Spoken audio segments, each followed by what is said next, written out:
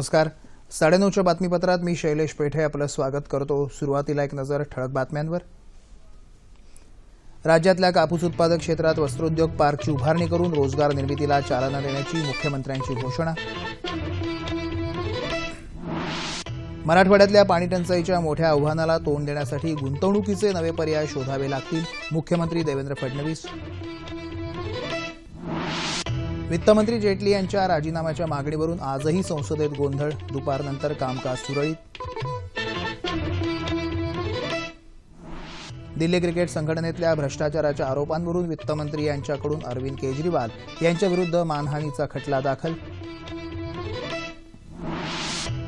आणि निर्भया प्रकरणातल्या अल्पवयीन गुन्हेगाराच्या सुटकेला स्थगिती द्यायला सर्वोच्च न्यायालयाचा नकार.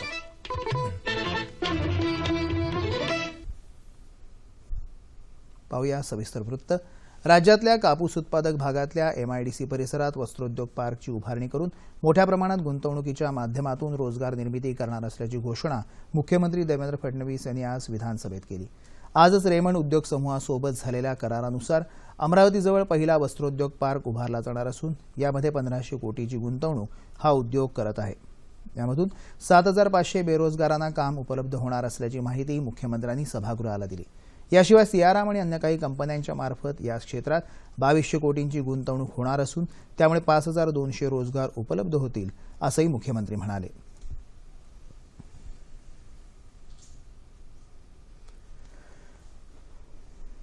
विदर्भ, खानदेश व मराठवाड्यात जिथे कापूस मोठ्या प्रमाणात उत्पादन होतं त्या ठिकाणी वस्त्रोद्योगास प्रोत्साहन देण्यासाठी शासनाने नांदगाव पेठ जिल्हा अमरावती, यवतमाळ, चिखली जिल्हा बुलढाणा, जामनेर, कन्नड, सेलू जिल्हा औरंगाबाद, जिल्हा परभणी, भालेर जिल्हा नंदुरबार, मालेगाव जिल्हा नाशिक, कृष्णूर जिल्हा नांदेड, माजलगाव जिल्हा बीड येथे महाराष्ट्र औद्योगिक विकास महामंडळामार्फत नव्याने वस्त्रोद्योग उद्यान टेक्सटाईल पार्क उभारण्याचा निर्णय घेतला आहे. या निर्णयामुळे कापूस उत्पादक शेतकऱ्यांच्या कापसाला चांगला भाव व बाजारपेठ उपलब्ध होणार आहे. या वस्त्रोद्योग उद्यानात येत्या काही वर्षात मोठ्या प्रमाणात गुंतवणूक व रोजगार निर्मिती होऊन उद्योगाच्या माध्यमातून विदर्भ, मराठवाडा व खानदेश भागाच्या औद्योगिक विकासाला मोठ्या प्रमाणात चालना मिळेल. राज्यातल्या 25 औद्योगिक प्रशिक्षण संस्थांमध्ये बॉश कंपनीमार्फत आधुनिक तंत्रज्ञान उपलब्ध केलं जाणार आहे आणि त्यातून 2000 बेरोजगारांना प्रशिक्षण आणि नोकरी देण्यात येणार असल्याचंही त्यांनी सदनात सांगितलं. महिलांवरील अत्याचारात प्रचंड वाढ होत आहे. निमझरी तालुक्यातील एका शिक्षकानं अनेक मुलींवर अत्याचार केले आहेत. याबाबत सरकारनं कठोर पावलं उचलली पाहिजे असं काँग्रेसचे नेते विजय वडेट्टीवार यांनी स्थगन प्रस्तावाच्या माध्यमातून सभागृहात सांगितलं. घटनेचं गांभीर्य पाहता तात्काळ चौकशी करून निवेदन करण्यात येईल असं आश्वासन मुख्यमंत्री देवेंद्र फडणवीस यांनी सभागृहात दिलं. महाराष्ट्राचे माजी मुख्यमंत्री आणि माजी केंद्रीय मंत्री शरद पवार यांच्या अमृत महोत्सवानिमित्त अभिष्टचिंतनाचा प्रस्ताव मुख्यमंत्र्यांनी मांडला. शेती हा त्यांचा अत्यंत जिव्हाळ्याचा विषय असल्यामुळे त्यांनी देशाचे कृषी मंत्री असताना मागणारा देशऐवजी पुरवणारा देश अशी कृषी क्षेत्रात देशाची प्रतिमा निर्माण केली असे गौरवोद्गार मुख्यमंत्र्यांनी यावेळी काढले. सरकार कर्जमाफी करत नाही म्हणून यवतमाळ जिल्ह्यात शेतकरी कर्जमाफी करता पत्र लिहून आत्महत्या करत असल्याची माहिती राष्ट्रवादी काँग्रेसचे गटनेते अजित पवार यांनी स्थगन प्रस्तावाच्या माध्यमातून सभागृहाला दिली. त्यावर पालकमंत्री आणि शासनानं लक्ष घालावं असे आदेश अध्यक्षांनी दिले. त्यानंतर या संदर्भात विशेष लक्ष दिलं जाईल असं आश्वासन वित्तमंत्री सुधीर मुनगंटीवार यांनी सभागृहात दिलं. राज्यातल्या दुष्काळी भागांसाठी वरदान ठरणाऱ्या गोसीखुर्द तसंच कृष्णा कोयना प्रकल्पासह सुमारे 1650 कोटींच्या 21 महत्त्वपूर्ण सिंचन प्रकल्पांना केंद्रीय अर्थसहाय्य प्राप्त होण्यासाठी प्रशासकीय तसंच मुख्यमंत्री आणि जलसंपदा स्तरावर पाठपुरावा केला आहे. तसंच राज्य शासनाकडून प्रकल्पांना निधी उपलब्ध करून दिला जात आहे असं जलसंपदा मंत्री गिरीश महाजन यांनी सांगितलं. विरोधी पक्षनेते राधाकृष्ण विखे पाटील यांनी या संदर्भात उपस्थित केलेल्या मुद्द्यावर महाजन यांनी हे स्पष्टीकरण दिल्याचं आमच्या प्रतिनिधी ज्योती आंबेकर यांनी कळवलं आहे. विधान परिषदेत आज माजी मुख्यमंत्री आणि देशाचे माजी कृषी मंत्री शरद पवार यांच्या अमृत महोत्सवानिमित्त त्यांच्या अभिष्टचिंतनाचा प्रस्ताव कृषी मंत्री आणि सभागृह नेते एकनाथ खडसे यांनी मांडला. शरद पवार यांनी राज्यासह देशाला पुढे नेण्याचं काम केलं. त्यांचं राजकीय आणि सामाजिक क्षेत्रातलं कार्य भावी पिढ्यांना दिशादर्शक आणि मार्गदर्शक ठरेल असं गौरवोद्गार खडसे यांनी यावेळी काढले. माजी मुख्यमंत्री दिवंगत यशवंतराव चव्हाण यांच्या जयंतीनिमित्त येत्या 12 मार्चला विधिमंडळाचं संयुक्त अधिवेशन बोलवावं आणि या अधिवेशनात पवारांना निमंत्रित करावं अशी सूचना विरोधी पक्षनेते धनंजय मुंडे यांनी केली. शिक्षण विभागातील प्रलंबित प्रकरणं निकाली न काढणाऱ्या अधिकारी आणि कर्मचाऱ्यांवर निलंबनाची कारवाई करण्यात येईल असं तावडे यांनी प्रश्नोत्तराच्या तासात सांगितलं. बालगुन्हेगारांना शिक्षेत सवलत मिळत असल्याबाबत औचित्याचा मुद्दा शिवसेनेच्या नीलम गोरे यांनी आज उपस्थित केला. राज्य सरकारनं बालगुन्हेगारी संदर्भातला कायदा तपासून घ्यावा, तसंच बालगुन्हेगार ठरवण्याचं वय 18 वरून 16 करण्यासाठी केंद्र सरकारकडे पाठपुरावा करावा, अशी मागणी गोरे यांनी यावेळी केली, असं आमच्या प्रतिनिधी सोनल चव्हाण यांनी कळवलं आहे. दक्षिण मध्य मुंबईतील नायगाव इथल्या पोलीस इमारतीच्या तसंच बीडीडी चाळीचा पुनर्विकास करून पोलिसांना त्याच ठिकाणी कायमस्वरूपी निवासस्थान द्यावीत, या मागणीसाठी नायगावचे आमदार कालिदास कोळंबकर यांनी आज विधानभवनाच्या पायऱ्यांवर उपोषण केलं. मुंबईच्या अणुशक्तीनगर इथल्या आणिक पांजरपोळ रस्त्याचं काम करताना 2000 झोपडपट्टीधारकांना बेघर व्हावं लागलं. या झोपडपट्टीधारकांचं तात्काळ पुनर्वसन करावं, या मागणीसाठी मुंबईच्या अणुशक्तीनगरचे आमदार तुकाराम काते यांनी विधानभवनाच्या पायऱ्यांवर उपोषण केलं. दिल्लीतल्या निर्भया बलात्कार प्रकरणी आज सुटका झालेल्या अल्पवयीन आरोपीबाबत प्रतिक्रिया देताना शिवसेनेच्या उपनेत्या नीलम गोरे यांनी बाल गुन्हेगारी कायदा राज्यसभेत लवकरात लवकर संमत करावा, अशी मागणी केली आहे. हा कायदा लवकर संमत व्हावा, यासाठी संसदेतील सर्व शिवसेना खासदार भक्कमपणे पाठपुरावा करतील, असा विश्वासही त्यांनी यावेळी व्यक्त केला. याशिवाय राज्यातही पोस्को कायद्याची प्रभावीपणे अंमलबजावणी व्हावी, यासाठी शिवसेनेच्या वतीनं मुख्यमंत्र्यांना निवेदन देण्यात असल्याचंही नीलम गोरे यांनी यावेळी सांगितलं. प्रत्येक ठिकाणी ग्रामीण भागात सुद्धा महिलांवरती बलात्काराच्या घटना होत आहेत. अल्पवयीन मुलींवरती सुद्धा बलात्कार आणि अशा पद्धतीचे भीषण अत्याचार होत आहेत. तर याच्यामध्ये वेगाने न्याय मिळणाऱ्या ज्या यंत्रणा आहेत, जे कायदे बदलले गेलेले आहेत, त्याची अंमलबजावणी सुद्धा चांगल्या प्रकारे झाली पाहिजे आणि राज्यसभेमध्ये हे बिल लवकरात लवकर पारित व्हावं, म्हणून आमचा प्रयत्न आहे. राज्याचे महाधिवक्ता श्रीहरी आणे यांनी वेगळ्या विदर्भासंदर्भात केलेल्या वक्तव्याच्या निषेधार्थ काँग्रेसचे संजय दत्त आणि अन्य आमदारांनी तीव्र आक्षेप घेतला आहे. वेगळ्या विदर्भाबाबत वारंवार मतं मांडणाऱ्या श्रीहरी यांना शासनानं निलंबित करावं, अशी मागणी दत्त यांनी केली आहे. मराठवाड्यातल्या पाणीटंचाईचं मोठं आव्हान असून येत्या 2 वर्षात गुंतवणुकीचे नवीन पर्याय शोधावे लागणार आहेत, असं मुख्यमंत्री देवेंद्र फडणवीस यांनी म्हटलं आहे. नागपूर इथं मुख्यमंत्र्यांनी आज सुयोग या पत्रकारांच्या निवासस्थानाला भेट दिली. त्यावेळी पत्रकारांची अनौपचारिक चर्चेत ते बोलत होते. कृषी क्षेत्रात अधिक गुंतवणूक करावी लागणार आहे, असंही ते म्हणाले. यावर्षी ज्यांच्याकडे शेततळी होती ते शेतकरी तरले, त्यामुळे जलयुक्त शिवाराला अधिक चालना देण्याची गरज त्यांनी व्यक्त केली. नागपूर मुंबई कम्युनिकेशन एक्सप्रेसमुळे 14 जिल्ह्यांची अर्थव्यवस्था बदलणार असून 2019 पर्यंत पहिला टप्पा पूर्ण करण्याचा मनोदय त्यांनी व्यक्त केला. कामकाज सुरळीत चालेल अशी अपेक्षा व्यक्त होत असताना आजही संसदेच्या दोन्ही सभागृहात गदारोळ झाला. दिल्ली क्रिकेट संघटनेमधल्या कथित अनियमिततेसंदर्भात केंद्रीय वित्तमंत्री अरुण जेटली यांच्या राजीनाम्याची मागणी काँग्रेस सदस्यांनी लावून धरली. त्यामुळे लोकसभेचं कामकाज सकाळी 2 वेळा तर राज्यसभेचं कामकाज 2 वेळा तहकूब करावं लागलं. या संदर्भात अरुण जेटली यांनी लोकसभेत निवेदन केलं. आपल्यावरचे सर्व आरोप निराधार आणि चुकीचे असल्याचं त्यांनी सभागृहात सांगितलं.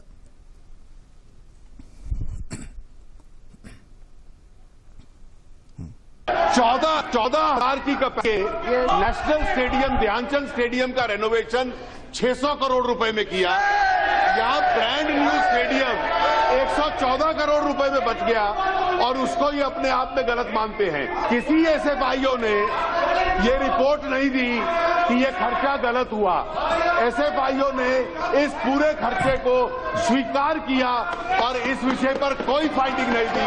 ये सारा आरोप बेबुनियाद है, एकदम अपने आप में गलत है. मुझे केवल इतना ही कहना है.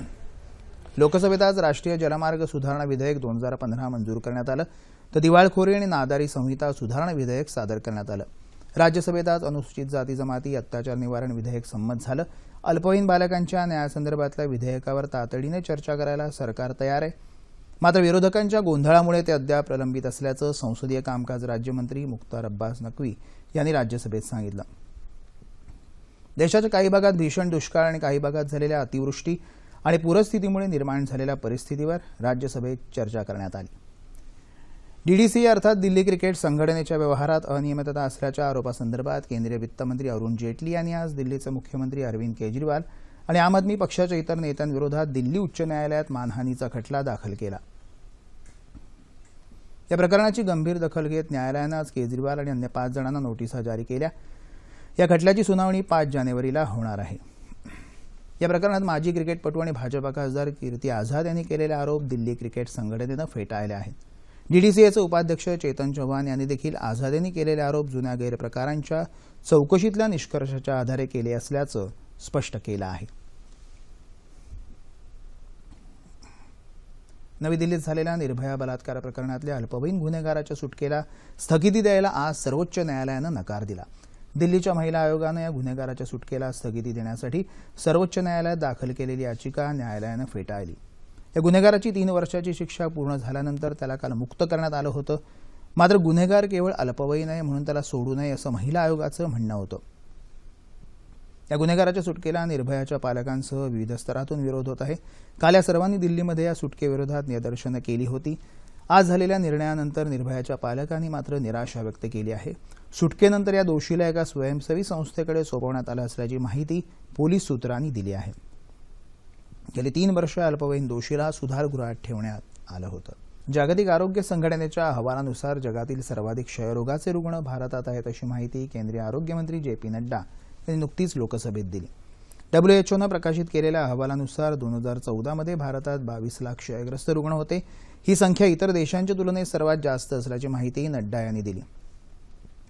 क्षयरोगाच्या वाढत्या प्रभावाला सातत्यानं वाढणारी लोकसंख्या त्याचबरोबर क्षयरोग नियंत्रणात आणण्यात आलेलं अपयश कारणीभूत असून त्यामुळेच गेल्या 15 वर्षात भारतातील क्षयग्रस्त रुग्णांच्या संख्येत वाढ होत असल्याचं त्यांनी नमूद केलं आहे.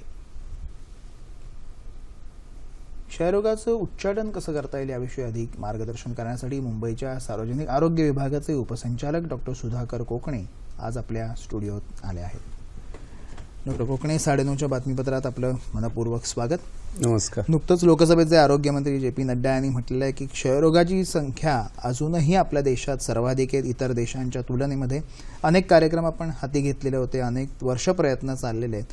मुळात हे ऐकल्यावर किंवा ह्या प्रकारचा अहवाल जो वर्ल्ड हेल्थ ऑर्गनायझेशनने केला आहे, आपली पहिली प्रतिक्रिया काय? क्षयरोगाचं मूळ जर आपण पाहिलं तर निश्चितपणे हा आजार आता हवेवाटे होणारा होत असतो. त्यामुळं त्याच्यावरती जरी आपण निर्मूलन करणार नसलं तर निश्चितपणे नियंत्रण आपण आणू शकतो.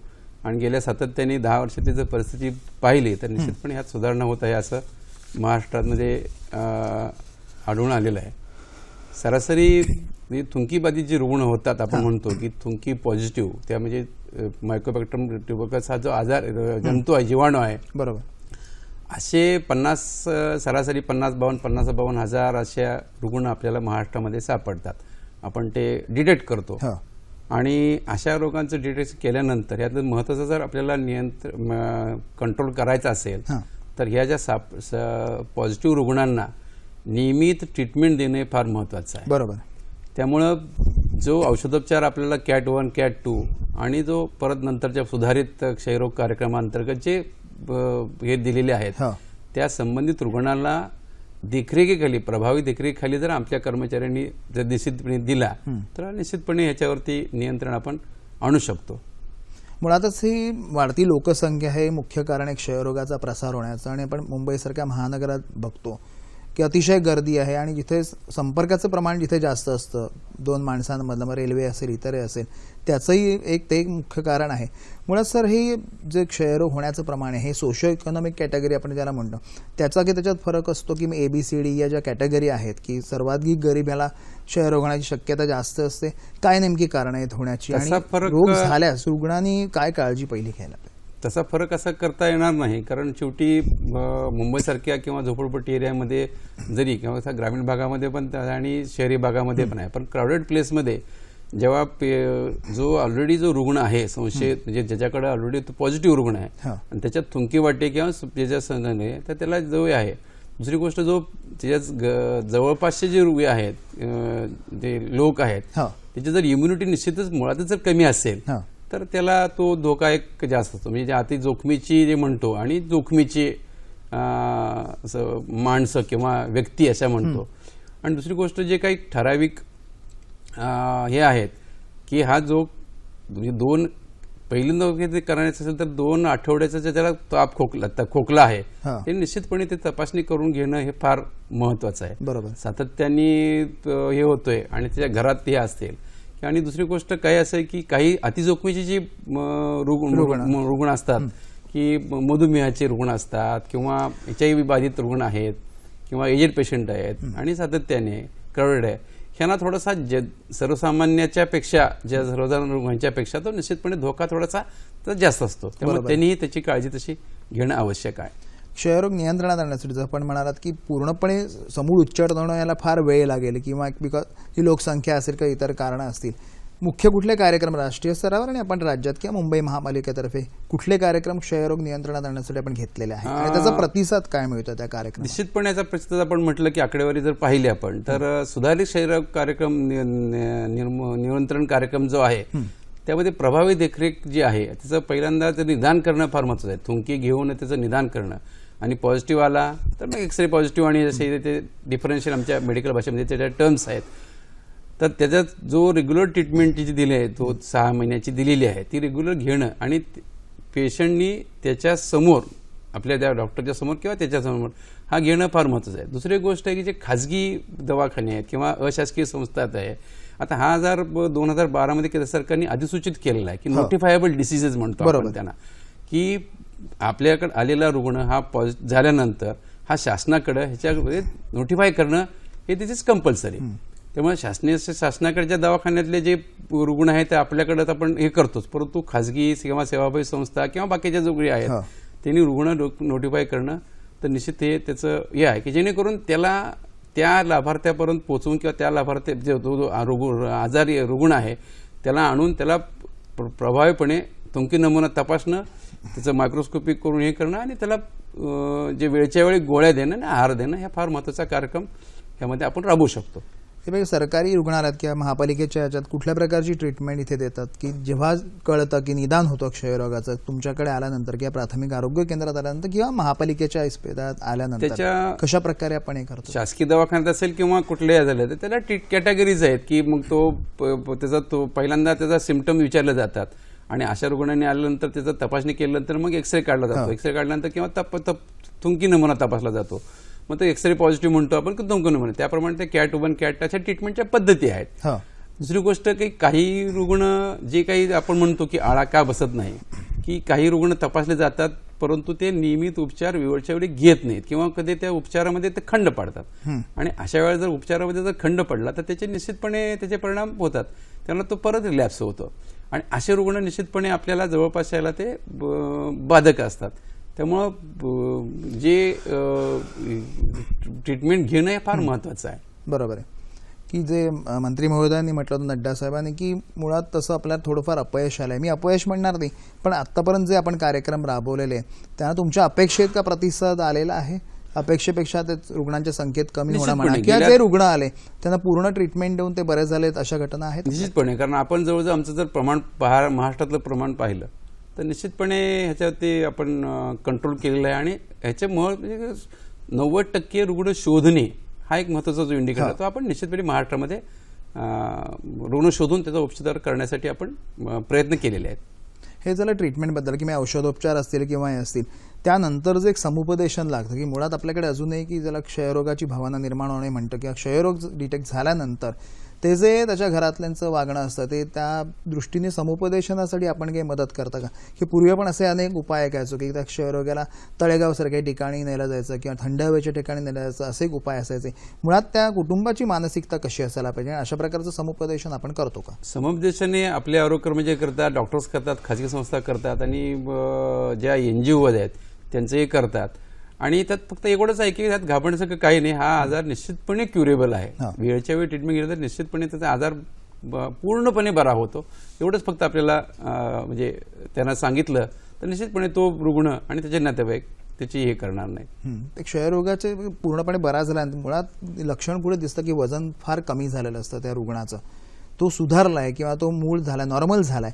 काय कशा प्रकारे सांगतात की तो माणूस नॉर्मल झालेला आहे? एक सर्वसाधारण जनतेला पडलेला प्रश्न असतो, आपण काय सांगतो? नाही, जेव्हा त्याची इम्युनिटी कमी झाली असते, त्याचं वजन कमी झालेलं असतं हे पण म्हणतात तसं ते हे आहे, परंतु वजन वाढ पौष्टिक आहार हा त्याचा सप्लिमेंटरी हा महत्वाचा आहे.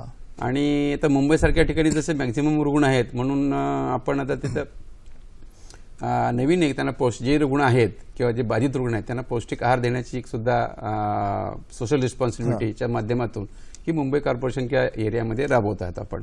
एक जी बेसिक जागरूकता लागते जनतेसंदर्भात, जनतेला काय सांगाल? एक जाता आता शेवटचा प्रश्न. एवढं एकच सांगू शकेन की त्यात घाबरण्यासारखं काही नाही. जरी हा हवे वाटे पसरणार असेल, जो रुग्ण असेल त्यांनी स्वतःची काळजी घ्यावी, दुसऱ्याला होऊ देण्याची काळजी घ्यावी आणि झाल्यानंतर तात्काळ कोर्स पूर्ण करणं फार महत्त्वाचं आहे.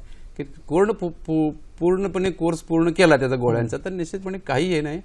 आणि आहार मात्र व्यवस्थित जे म्हणतो ना प्रोटीनियस हाय प्रोटीन्स म्हणतो आपण, पौष्टिक आहार घेणं हा एक महत्त्वाचा त्यात भाग आहे. त्याच्या कुटुंबाच्या पण मानसिक स्थितीबद्दल किंवा याच्याबद्दल सुद्धा तेही महत्त्वाचं आहे, त्याच्या रोगाची स्थिती तशीच हे करण्याबाबत. आज आपण 9:30च्या बातम्यात सहभागी झाल्याबद्दल मनपूर्वक धन्यवाद. पुढील बातम्यांकडे. गुजरात किनारपट्टीजवळ आंतरराष्ट्रीय सीमेवर पाकिस्ताननं आज 70 भारतीय मच्छीमारांना ताब्यात घेतलं, तसंच 11 मच्छीमार बोटीही जप्त केल्या आहेत. राष्ट्रीय मच्छीमार संघटनेचे सचिव मनीष लोढारी यांनी दिलेल्या माहितीनुसार पाकिस्ताननं ताब्यात घेतलेल्या एकूण 12 बोटींपैकी एका बोटीवर पाकिस्तानच्या सुरक्षा दलानं केलेल्या गोळीबारामुळे आग लागली आणि ती जळून खाक झाली. या घटनेत कोणतीही जीवितहानी झालेली नसून या 11 बोटी कराची बंदराजवळ ठेवण्यात आल्या आहेत. लोकसभा सदस्यांसाठी आज नवी दिल्ली इथं विजेवर चालणाऱ्या 2 बस सुरू करण्यात आल्या आहेत. पंतप्रधान नरेंद्र मोदी यांनी या बस लोकसभा अध्यक्ष सुमित्रा महाजन यांना सुपूर्द केल्या आणि या बसना हिरवा झेंडा दाखवला. यावेळी केंद्रीय परिवहन मंत्री नितीन गडकरीही उपस्थित होते. चार्ज केलेल्या बॅटरीच्या सहाय्यानं या 16 आसनी बस धावत असून डिझेल इंधनाच्या तुलनेत या बसच्या इंधनाचा खर्च हा जवळपास निम्मा झाला आहे. 1 किलोमीटरसाठी केवळ 1 युनिट विजेचा वापर या बससाठी केला जातो. यामध्ये निर्माण होणाऱ्या विजेचा वारंवार वापर केला जातो. भारतामध्ये या बसची निर्मिती करून या बसचा निर्मिती खर्च कमी करण्यावर आता भर दिला जाणार आहे. भारतीय अंतराळ संशोधन संस्था अर्थात इस्रो, IIT खरगपूर आणि IIT मद्रास यांच्याकडून या बसला लागणाऱ्या लिथियम आयर्न या बॅटऱ्यांच्या निर्मितीचे प्रयत्न आधीपासूनच सुरू आहेत. अहमदनगर स्थानिक स्वराज्य मतदारसंघातल्या विधान परिषद निवडणुकीच्या रिंगणातून काँग्रेसचे जिल्हाध्यक्ष आणि बंडखोर उमेदवार जयंत ससाणे यांनी आज आपली उमेदवारी मागे घेत असल्याची घोषणा केली. आज अहमदनगर इथं काँग्रेस कार्यालयात घेतलेल्या पत्रकार परिषदेत त्यांनी काँग्रेस राष्ट्रवादी काँग्रेस आघाडीचे उमेदवार आमदार अरुण जगताप यांना आपला पाठिंबा जाहीर केला. या घोषणेमुळे राष्ट्रवादी काँग्रेसच्या जगताप यांचा मार्ग मोकळा झाला आहे. काँग्रेस प्रदेशाध्यक्ष खासदार अशोक चव्हाण यांच्या आदेशानुसार आपण उमेदवारी मागे घेत असल्याचं ससाणे यांनी स्पष्ट केलं. या पत्रकार परिषदेला राष्ट्रवादी काँग्रेसचे जिल्हाध्यक्ष चंद्रशेखर घुले, आमदार संग्राम जगताप आदी नेतेही उपस्थित होते. ससाणे यांच्या घोषणेनंतर अरुण जगताप यांनी काँग्रेस कार्यालयात जाऊन ससाणे यांच्याशी संवाद साधला. राज्यातल्या 220 ग्रामपंचायतींसाठी शनिवारी झालेल्या मतदानाची मतमोजणी आज करण्यात आली. मात्र निकालांचा अधिकृत तपशील अद्यापही हाती आलेला नाही. कोल्हापूर जिल्ह्यातल्या 13 ग्रामपंचायतीसाठी झालेल्या सार्वत्रिक आणि पोटनिवडणुकीत स्थानिक आघाड्यांचंच वर्चस्व राहिलं. आज दुपारी हाती आलेल्या निकालानुसार विजयी उमेदवारांनी जल्लोष केला. कोल्हापूर जिल्ह्यातल्या आजरा, कागल, भूदरगड, राधानगरी आणि करवीर या तालुक्यात या निवडणुका घेण्यात आल्या.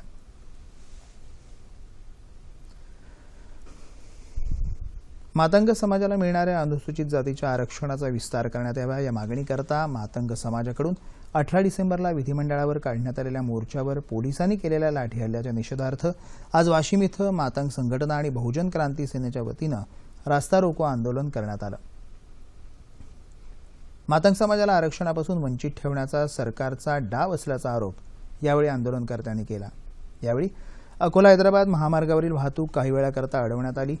लाठी हल्ल्याला जबाबदार असणाऱ्यांवर कठोर कारवाई करण्याची मागणीही आंदोलकांनी यावेळी केली. सर्वसामान्य लोकांना कायद्याचं ज्ञान नसतं, त्यामुळे त्यांना अनेक अडचणींना सामोरं जावं लागतं. महाविद्यालयीन अभ्यासक्रमात कायद्यांविषयी काय माहिती समाविष्ट केली तर न्यायालयीन प्रक्रियेबाबत लोकांना माहिती मिळेल असा विश्वास कोल्हापूर जिल्हा आणि सत्र न्यायाधीश सुनील वेदपाठक यांनी आज कोल्हापुरात व्यक्त केला. शिवाजी विद्यापीठातर्फे आयोजित करण्यात आलेल्या 22व्या राज्यशास्त्र परिषदेचं उद्घाटन केल्यानंतर ते बोलत होते.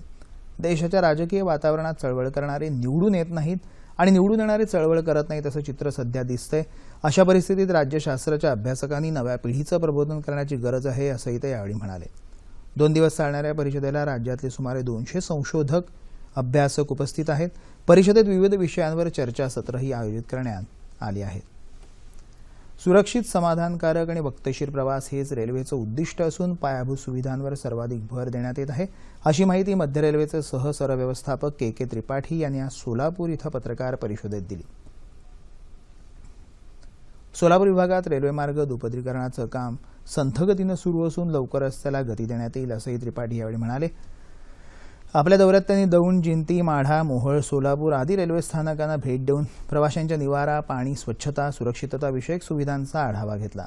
सोलापूर विभागात रेल्वेच्या कुशन कारखान्यासाठी आपण प्रयत्न करू, असं आश्वासन त्रिपाठी यांनी यावेळी दिलं. हवामान. उत्तर भारतात धुक्यासह थंडीचा कडाका सर्वत्र वाढला आहे. सकाळी दिल्लीमध्ये सरासरीपेक्षा 3 अंश कमी म्हणजे 5 अंश तापमानाची नोंद झाली.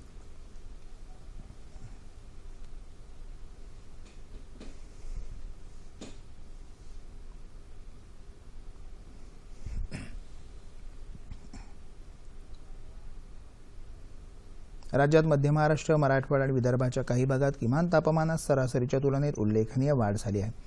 येत्या 36 तासात विदर्भात तुरळक ठिकाणी मेघगर्जनेसह पाऊस पडण्याची शक्यता असून याच काळात उर्वरित राज्यात हवामान कोरडं राहण्याची शक्यता हवामानशास्त्र विभागाकडून वर्तवण्यात आली आहे. तापमान अंश सेल्सिअसमध्ये. मुंबई कमाल 32, किमान 16. नागपूर 31-17, पुणे 31-15, औरंगाबाद 30-17, नाशिक 29-13, कोल्हापूर 32-18, रत्नागिरी 32-20, सोलापूर 34-21 आणि अमरावती कमाल 31 तर किमान 17. ठळक बातम्या पुन्हा एकदा. राज्यातल्या कापूस उत्पादक क्षेत्रात वस्त्रोद्योग पार्कची उभारणी करून रोजगार निर्मितीला चालना देण्याची मुख्यमंत्र्यांची घोषणा. मराठवाड्यातल्या पाणी टंचाईच्या मोठ्या आव्हानाला तोंड देण्यासाठी गुंतवणुकीचे नवे पर्याय शोधावे लागतील, मुख्यमंत्री देवेंद्र फडणवीस. वित्तमंत्री जेटली यांच्या राजीनाम्याच्या मागणीवरून आजही संसदेत गोंधळ, दुपारनंतर कामकाज सुरळीत. दिल्ली क्रिकेट संघटनेतल्या भ्रष्टाचाराच्या आरोपांवरून वित्तमंत्री जेटली यांच्याकडून अरविंद केजरीवाल यांच्याविरुद्ध मानहानीचा खटला दाखल. आणि निर्भया प्रकरणातल्या अल्पवयीन गुन्हेगाराच्या सुटकेला स्थगिती द्यायला सर्वोच्च न्यायालयाचा नकार. याबरोबरच हे बातमीपत्र संपलं. पुन्हा भेटूया उद्या सकाळी 8:30 वाजता आपल्या सह्याद्री वाहिनीवर. नमस्कार.